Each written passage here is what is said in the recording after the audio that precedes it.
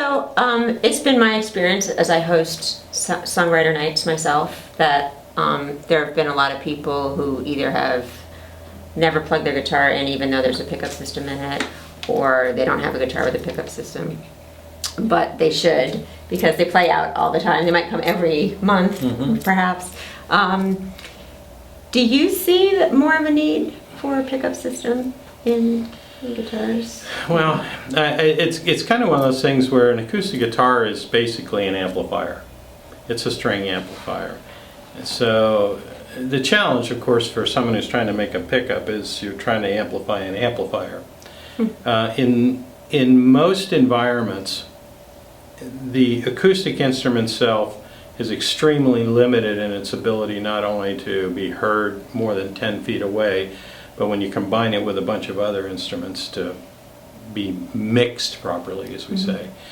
To have a pickup in a guitar that's translating what the person is doing and what the instrument sounds like is a huge advantage. As a designer, I consider the pickup to be such a supporting member that I really think it's about the guitar, and it's kind of like if you don't know I'm here, it's better. And I feel like if you have, okay, so the new 800 series has this system in it, that way you as the player control more of what your guitar is going to sound like because it's part of your instrument. And the pickup system isn't limiting you in that you shouldn't have to play the pickup. You should be able to play the guitar and it comes out. What I've always been searching for is the thing where the dynamics of that player, all those little details can somehow go through the pickup. Well, in the Expression System 1 we got really close to that. This pickup, Expression System 2, I think is probably as close as anybody's ever been, and maybe as close as a lot of people are for a while. Because it not only captures that wave that's traveling down the string, it captures the energy that's coming back into the string from this. I'll put it this way.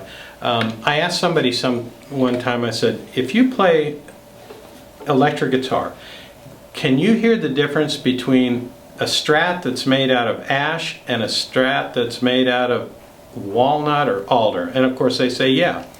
And I say, well, how do you hear that? Because it's a magnetic pickup, and that magnetic pickup doesn't even know that there's wood there. And of course they go, well, I never really thought about it. Well, you are hearing it. Well, the way you can hear it is that, again, that energy travels down the string that you're playing, goes into the top. The top wood itself throws the energy back into the string, which then the magnetic pickup hears in a certain proportion. If you can find that spot where that occurs, ideally, you're in an ideal, again, symbiotic place to interact between those waves. And that's where that rocking motion comes into play. Right. We're really very invisible in here.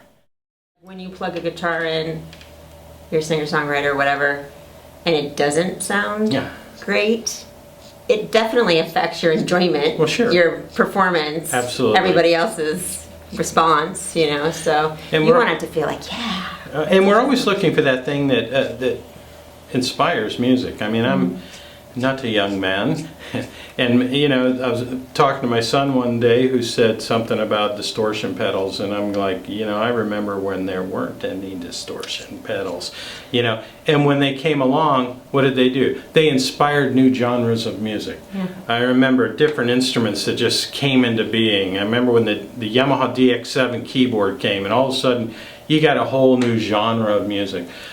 If you can create the things that allow that inspiration that exists in people to come about, you won, you know. And that's, to me, at my age, that's my goal, is to find a thing that when somebody sits and plays that they feel free to do what they do. So I'm going to use this guitar as an example, and all I'm going to do is take, you can see the place where the crystals are, or the pickups are, and all this is just, I'm going to adjust the arm, which means I'm going to move the crystal away from it. So if I put this noisy wrench in here, and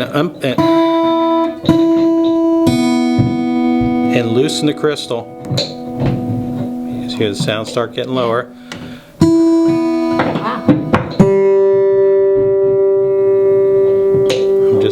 crystal away.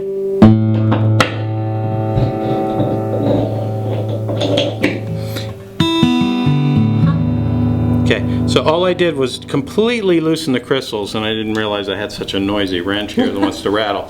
But what you notice too is as I went down the line, you could actually, even though I loosened the crystal in this position, you could still hear it. The laser image, what was so fascinating, showed us it's like you pluck the high E string and the whole saddle's just like waving like a Wow. Like you're watching a wave in a football stadium, you know. And so what we really have realized is that every string is affecting that movement. So all I'm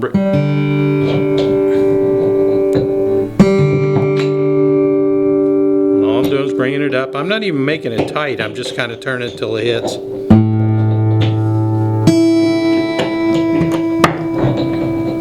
But don't do this at home, right? Well, you can. Actually, the cool thing is a performer could actually adjust the temperament of their own instrument to either sound more like the strings or the body themselves. Interesting. You know.